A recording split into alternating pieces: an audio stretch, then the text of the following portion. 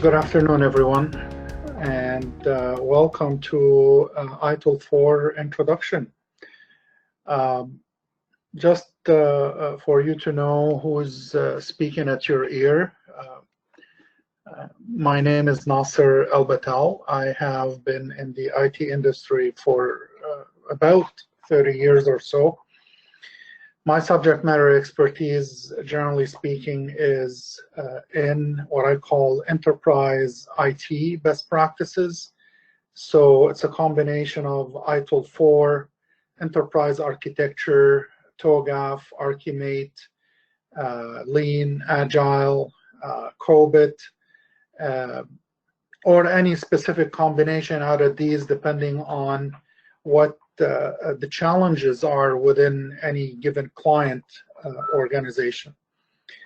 Over the years, I worked globally with private and public sector organizations, and without any further ado, basically let's walk through what we've got so we can benefit from the time as much as we can. We're only limited to 1 hour.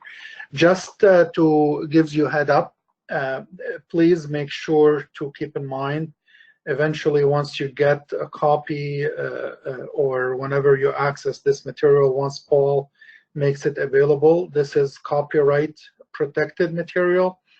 This is not to use in any sort of commercial activities. So please keep that in mind. Otherwise, Axelos or the accreditor, the owner of this material, will basically get come hard, on us. Here I am, and brief about what I do.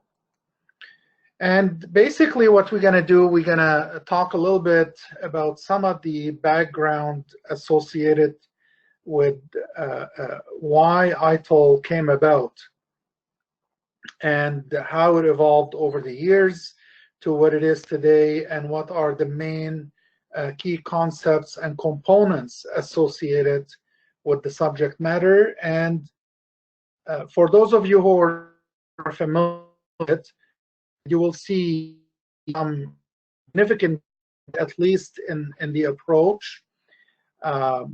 If we're looking at the processes themselves, the processes are still there, but we don't call them processes anymore. We call them practices.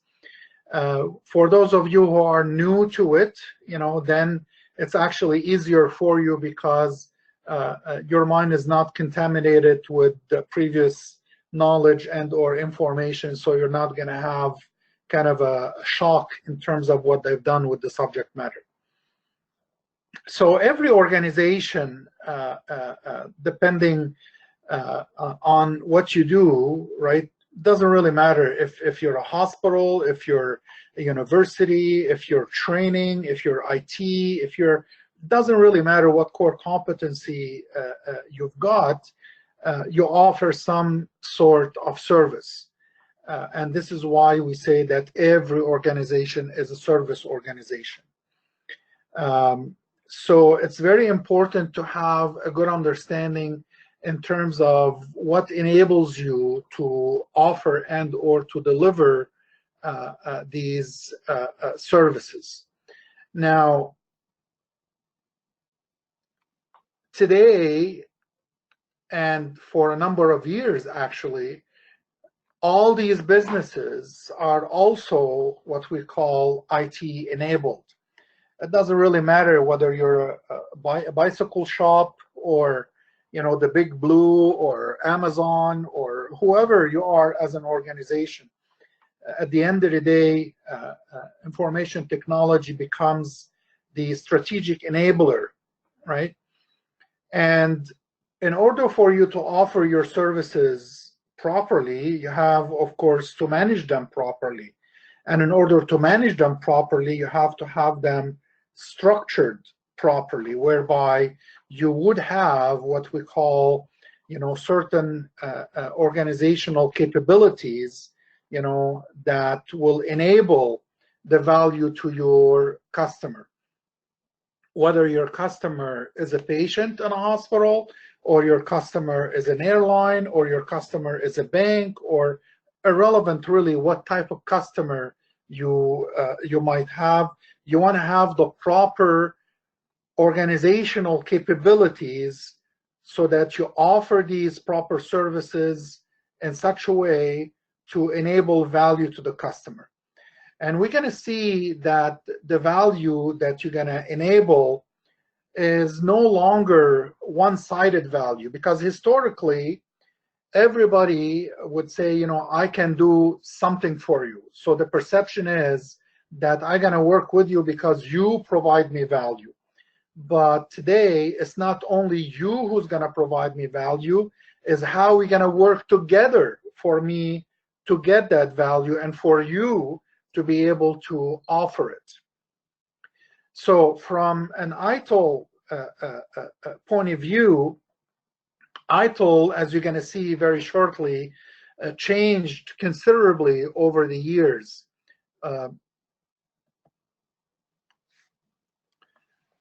It changed considerably over the years in providing guidance to the industry.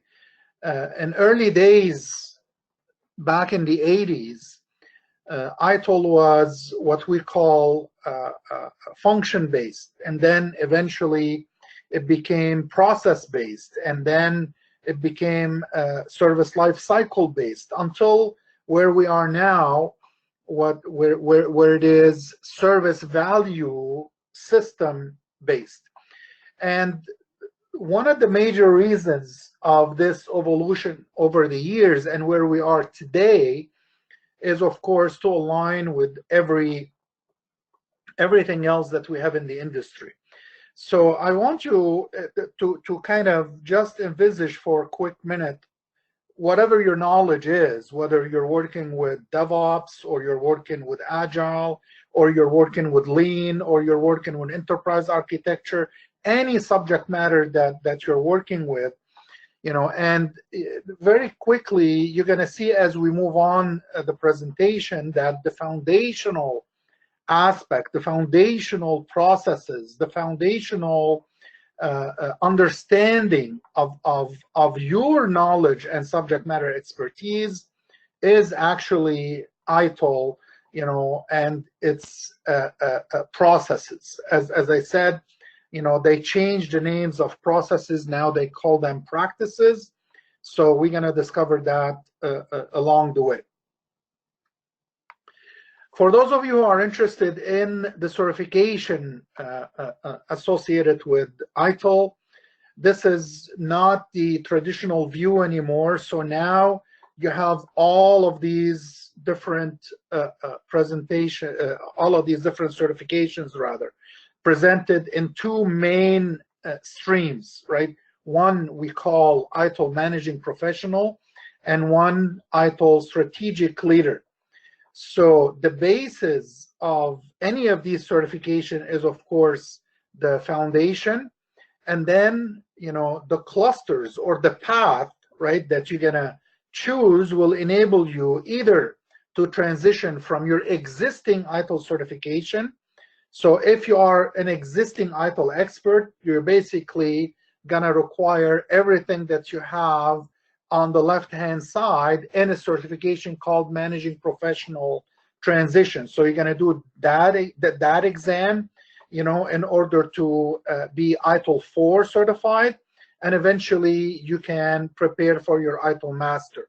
If you are new to ITIL altogether, then you need to start at the bottom with ITIL Foundation, and then depending on what you do, you have to pick and choose whichever certification that suits you, and you can take it from there.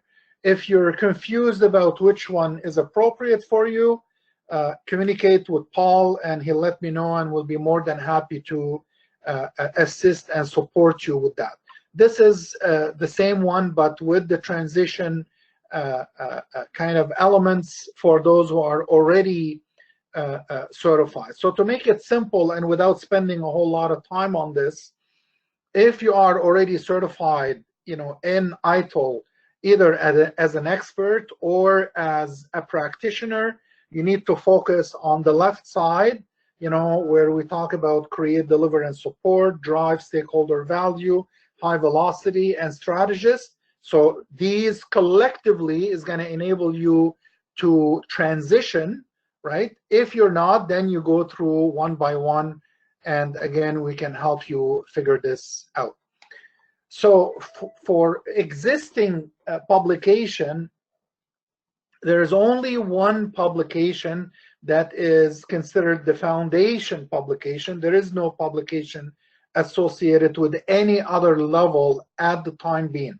Later on, maybe they'll introduce, some new stuff, but for now, it's the same book that it's available, and it's very easy. If you ask Mr. Google, very quickly you identify, just do ITIL 4 publication, and it will take you to TSO or to Amazon or to whatever outlets over there that can offer them for you. So one of the very important aspects that ITIL 4 talks about is creating value. So value basically is a two-way relationship, as I mentioned. It's no longer a one direction, or one path, right? So today, in order for us to create value, you and I have to work together. We're gonna co-create value. It's no more give me something, or I'm not happy with what you're doing, right? It's now still, I can tell you I'm not happy with what you're doing. However, there is also roles and responsibilities on my side that I have to perform in order for both of us to be able to deliver that value. So it's very important to consider what we call a service relationship, right? That used to be known under, the earlier versions of ITIL as business relationships, right? So now it's service relationship, co-creation of value. And that's gonna provide, or rather that's gonna put in place two types of, if you want to call them, people for now: the providers and the consumers. The providers is, of course, whoever is offering, versus the consumer who is using and or consuming those services. So as a consumer, you have different roles. You could be a customer, you could be a user, you could be a sponsor. So as a customer, you're basically telling me what your requirements are. As a user, you're just using the services that are being provided to you. As a sponsor, you are making the check, you are writing the check. So if you consider any of your organizations, right, someone is going to define the requirement, and that's the customer. And the user is going to use whatever the customer had put together. The sponsor is going to make the check for whatever services needs to be, introduced and or implemented. So these are the roles that we need to consider. Also, within that realm of service management, you have different roles and responsibilities associated with different types of stakeholders, right? You have shareholders, you have the employees, you have the community at large. They're all influencing those services in some shape or form. So we have different concepts associated with service management. You have basically services that are co-created by facilitating, the outcome that you want, right? Without you having to either own or to manage cost and risk. In other words, right, as a provider, I'm gonna look after basically managing the cost and the risks, right? It's not your worry. There are services that are based on products, right? So in other words, I could configure a whole bunch of different resources and I can give you a box of something, right? That's a product. So now you can buy the product, right? However, I can manage, for you. I can support you, yeah? And you have also products that we call not fully serviced, or rather not fully visible. In other words, services that are not packaged in a form of a product, right? So I'm still getting what I want, but it's not in a box. It's not off the shelf, right? So we're going to see a little bit more on that as well. You have, as I mentioned, the provisioning side versus the consumption side. So the provisioning side is me providing you those services. The consumption side is you using or consuming those services. But in order for us to do this, and this is unfortunately something that many organizations in the industry as well as customers don't do. We don't have proper what we call service relationship management. In other words, there is no joint activities that we both perform in order to co-create that ongoing value. So in other words, you may want something, you ask for it and you disappear, or I offer it and I disappear. We're not working on ongoing basis in terms of partnership, ongoing partnership to continue co-creating the value that you're going to need. So this is very important to keep in mind. As we provide services, of course, we need to manage the resources. We need to provide access to those resources. We need to make sure that we fulfill whatever agreements that we have put in place, and we want to make sure that we improve the service over time. So in order to improve over time, as you know, we need to ensure that we measure so that we understand what the performance looks like on an ongoing basis. From a consumption point of view, and again, you need to manage how you're going to consume these services, how you're going to utilize the resources. Remember a little bit earlier, I said from a provisioning point of view, I can provide as a consumer, I'm going to use or how you're going to utilize those resources, right? And of course, how and when you're going to request for certain actions, right? And how you're going to deal or handle the goods and services that you receive and or acquire. So on both sides, these are considerations, right, that you have to keep in mind. Even service providers, like the company that offers the service, usually we call it a service provider. And by the way, you could have internal or external providers. So if you are a bank and you have an IT department, or if you are a government and you have an IT department and so on, basically you are and they are a service provider as well, even though they are internal to the organization. And you can see right on the screen the cycle.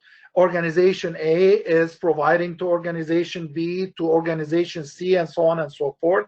And within each one, there is the cycle where we offer, we provide, we obtain, and we configure, and so on and so forth.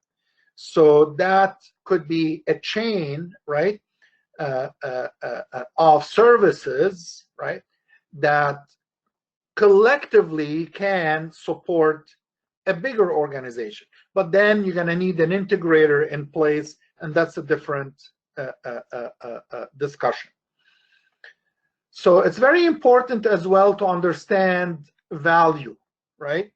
So when we're talking about this specialized organizational capability, let's talk about this specialized organizational capability. In very simple explanation, when I ask you, can you do a certain job? And you say, absolutely, why are you saying that?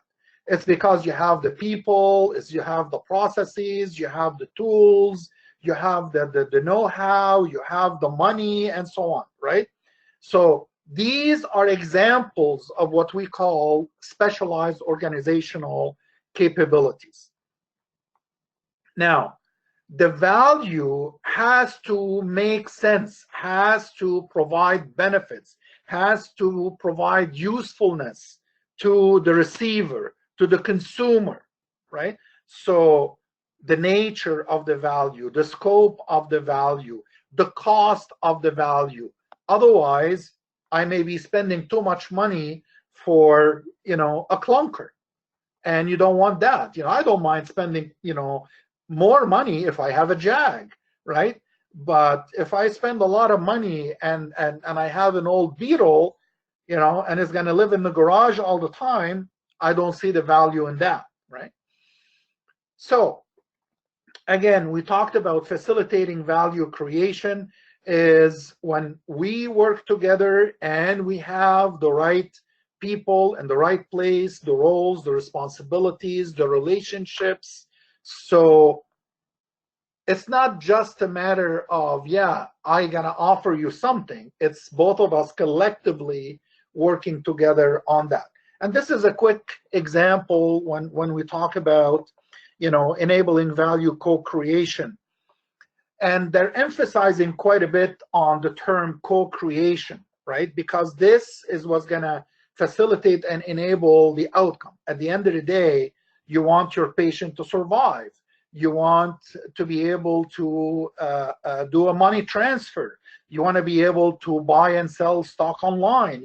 This is the outcome, right?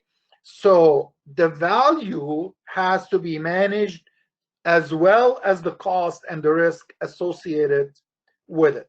So without really talking a lot about this, you know very well that the positive result, right, if the cost is meaningful and if the risk is minimal, then we do the happy dance because we're getting value.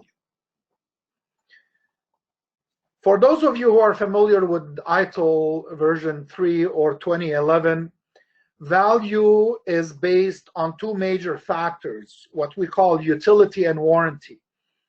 Utility, in very simple terms, is the functionality of the service, while warranty is the assurances that the service is going to do what it needs to do or what it's supposed to do. So one utility is fit for purpose and warranty is fit for use. Quick example. Utility is when you can access your bank portal. I reached it. I was able to access my bank account, right? Warranty is going to assure that it's secure, it's available, it has enough capacity if 1,000 people connect or if the throughput is fast enough and so on. So not only that it's available and I can access it, it's also stable and it enables me to do whatever transaction that I need to do. So services and products are both different ways, right, of relating value. But if we're gonna pick at the definition a little bit, the service is based on what we call co-creation, right? So two parties, the provider and the consumer, are working together in order to achieve that outcome that you want, right? Again, without you as a customer have to worry about managing the cost and the risk associated with it. While the product is a configuration of resources. So what I'm about to say may surprise you, but this is what best practice says these days. I could actually, if you want to call it, create a mix of services and call it product, right? So the product is no longer a conventional off-the-shelf or box, right? It's a mix of configured resources by the provider that will enable a value to you as a customer. It could be multiple services, it could be a box, or could be a tool, right? So it's not just limited to something, as you call it, tangible, physical anymore.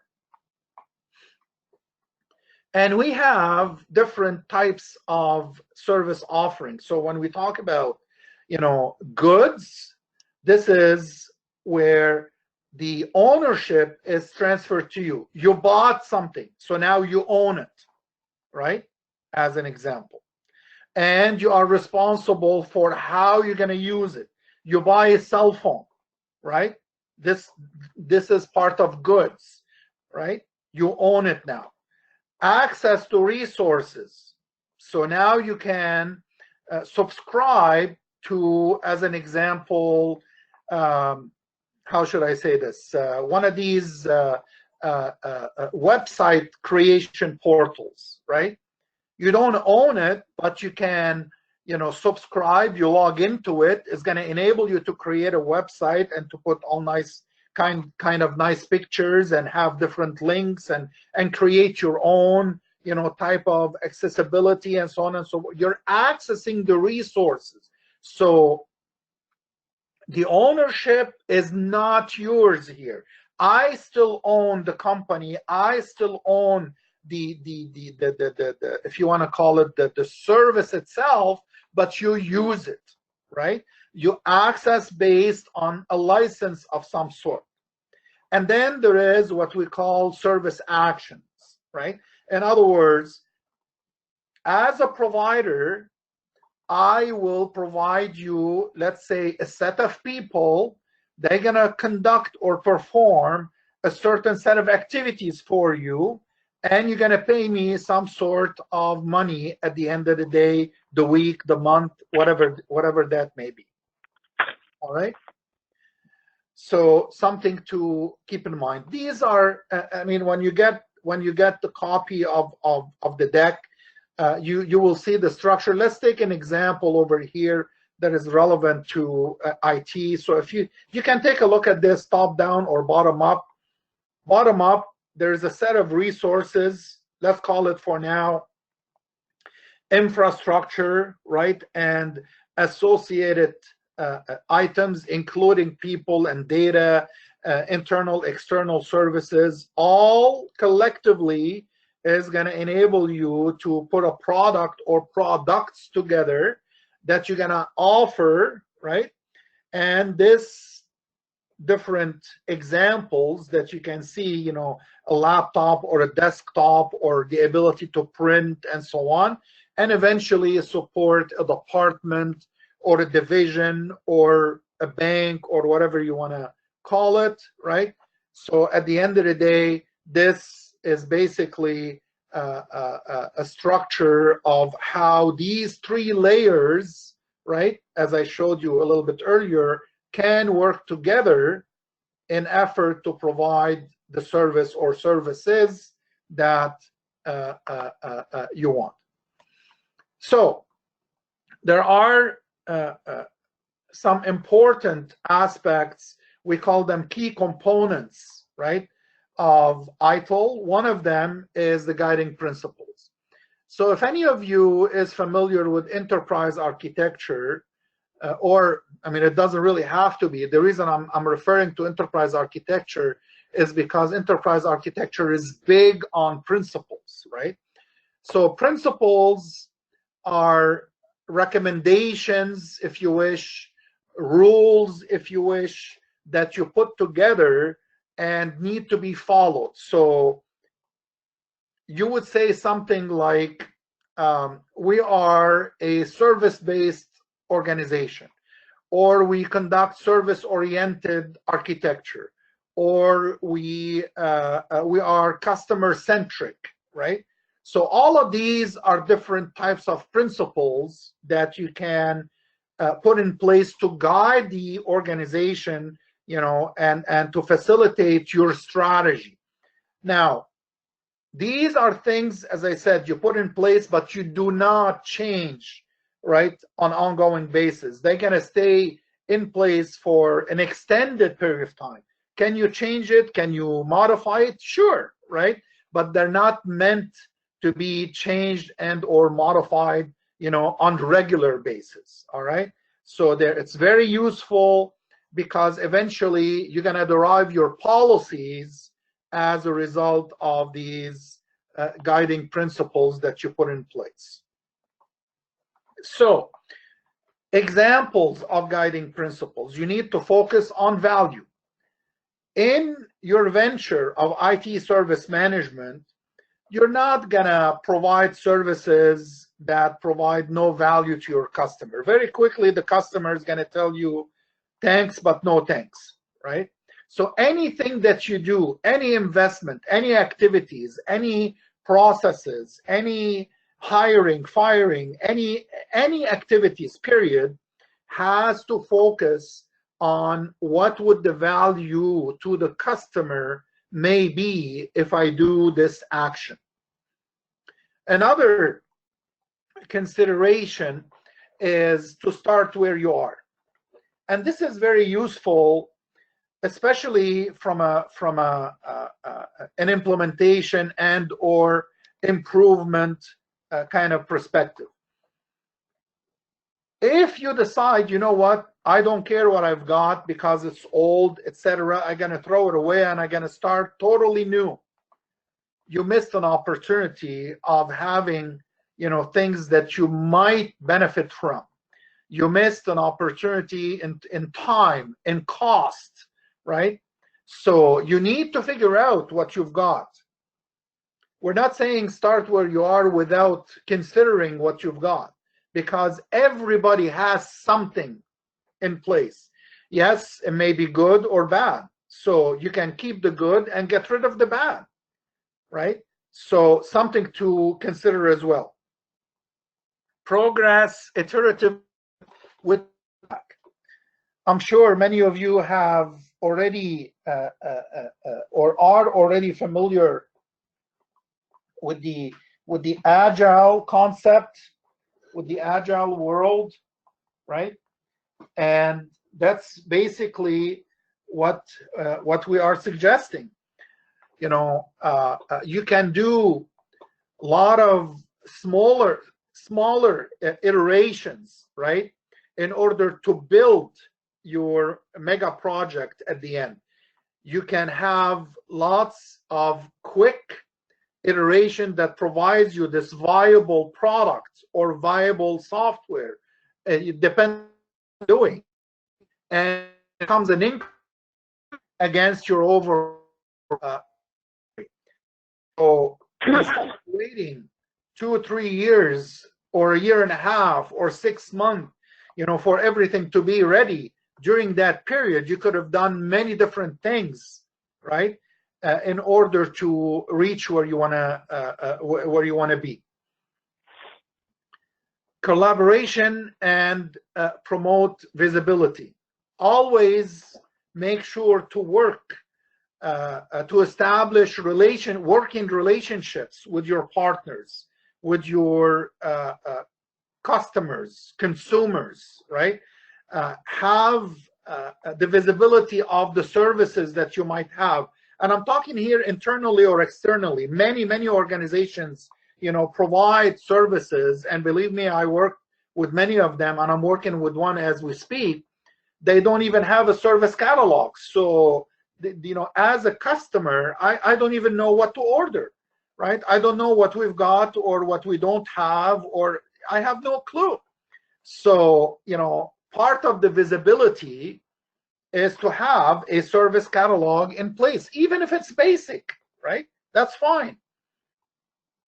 Think and work holistically. You're not working with just one item, right?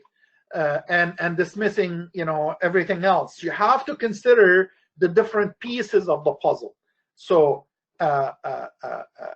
in terms of service, we have the conventional, term in the industry, and I'm sure if not all of you, most of you have heard it before, people, process, technology. So if you consider all of those, you now thought or, considered holistically. You didn't just consider one item and ignore the others, right? And of course, it's a little bit more complex than that. I'm just giving you a quick example.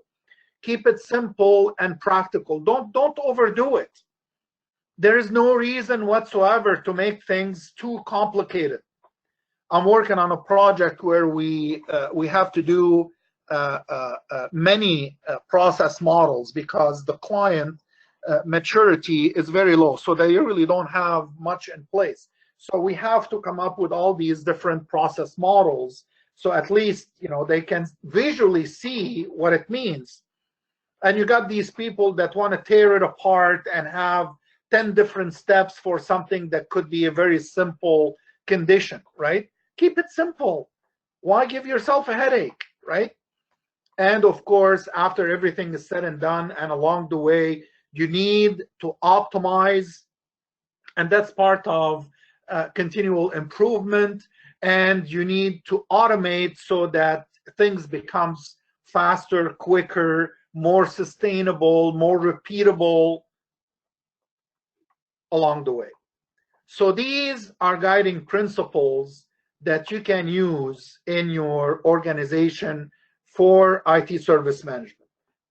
Now, talking about thinking holistically as an example, you cannot use one of these and ignore the rest. You cannot use two of them and ignore the rest. They all talk to each other. They all linked to each other. There is a network of relationship. There is a web of relationship. Anything that you may be doing in one may be affecting, another one or multiples. So something to keep in mind. So again, these are what we call guiding principles. I mentioned a little bit, earlier, people, process, technology. You know what? Here we go. So they added another one, called it partners and suppliers. So if you take a look at these, what we call 4 dimensions of service management, right? And for those of you who are familiar with the earlier version of ITIL, there is something we used to call the 4 P's of service design: people, process, partners, and products. And that's exactly what this is, right? Organization and people, information and technology, partners and suppliers, value stream and processes. The collection of all of those will enable you to create products and services and eventually create the value that the customer is seeking. What you have to keep in mind, right, that there are different factors, as you see on the outside layer of the diagram, right? There are political factors, economical factors, social factors, environmental factors, legal, technology, and we can add actually a whole bunch of additional ones, but we're not here to complicate it, right? So these factors going to influence those dimensions. So you want to treat them with care. In other words, right, if, as an example, I'm trying to introduce a service, let's say in the financial industry, very quickly you're going to find yourself, if you reach a certain financial threshold, now you're going to have to follow SOX, Sarbanes-Oxley, right? So this is a political, and a technological factor, and a legal factor that is going to impact, right, your service provisioning, or even your product and service building exercise, right? So 4 dimensions. To simplify it, if you don't, or if you can't remember all of them, at minimum, remember people, process, products, and partners. That's the combination. That's the 4 dimensions of service management to enable you to co-create the value that I'm talking about. But along the way, you have what we call constraints, right? Again, these constraints are the outer layer that I talked about here. They wanted to come up with an acronym for them. So PESTLY, if it makes sense, just to remember, again, political, economical, social, technological, legal, environmental, constraints or factors that will impact what you're doing. And then we come to the heart, right, of ITIL 4. So all the other ones are key components. This one specifically is the heart of all the action. We call it the service value system. So how all of these different components gonna work together, gonna integrate, gonna coordinate collectively to give me what I want. So just checking time, yeah. So as an example, you have this great diagram that shows you on one side opportunity and demand, on the opposite side value. So in order to transform, the opportunity or the demand that you have onto value, you have to go through what we call the service value system. The service value system includes, right, what we just seen a little bit earlier, your guiding principles, right? It includes what we're going to see a little bit later, continual improvement. And actually, I talked about it a little bit under optimize and automate. Includes, of course, governance and practices. Practices is the new term for processes, right? And the service value chain, the core of how you're going to do all of this, and we're going to see it in a second. So for each opportunity or demand that you're going to receive, you're going to go through the cycle. You're going to apply your principles. You're going to make sure that it's controlled. You're going to follow the practices and or the processes, right? And eventually you're going to deliver value. All right. So because of the time constraints, I don't have time to go through each and every one of them. I'll leave this piece for you to read, but they're really self-explanatory. I want to talk about the core aspect of it, this piece. So this is the center. When we talk about service value chain, your service value chain is divided or broken down into all of these elements. So this is the center of the service value system, right? Whenever you have demand and or opportunity, it's not just going to go from left to right to value, right? It's not just going to bypass all of this to go to value. No, it has to be built. So there is, before you build, there is a sort of engagement. Engagement is when you, the provider, as an example, are communicating with your customer. Is when customer and provider are exchanging agreements, or maybe the customer is calling the service desk, or maybe the customer is talking to business relationship, right? All of this is under engage. So once I have the proper requirement through engage, now I'm going to plan. And once I've done my plan, right, I'm going to basically go through the cube where we talk about design, transition, obtain and build, deliver and support, eventually come up with the product which should deliver value. And the thin line at the bottom rolls back, to demand that through improvement. So at a high level, that's what the value chain is. So design is self-explanatory. Obtain and build. Obtain is to acquire or to purchase, to procure whatever items. There could be resources. It could be hardware or software. It could be whatever it is that's going to enable you to build your product and service. eventually you're going to deliver and support. So now you are in the live environment, you're going to deliver and support, right, the products and the services that you basically were commissioned to do. And again, I want to leave a few minutes for our discussion. These different aspects will provide you some details, right? So planning, self-explanatory. Improving, the same, right? Remember, this is just a 1 hour quick introduction, right? Engage is to, again, to communicate, to understand, to capture, right, all the details that you want from your customer and or provider. Design and transition.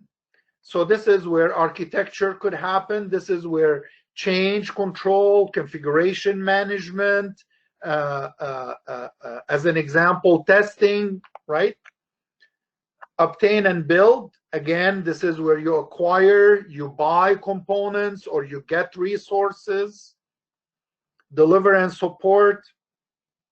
This is where you move, or rather, this is where you actually support and enable your customer in a live environment, right? And eventually, of course, you have different views associated with the value chain. So for different engagements or for different products and services, you can have different value streams, right? And this is a quick summary of basically the different components that how should I say this? I lost my wording here. Different component that encompasses what ITIL 4 is all about. We are Starweaver, education you can bank on. For more information, contact us.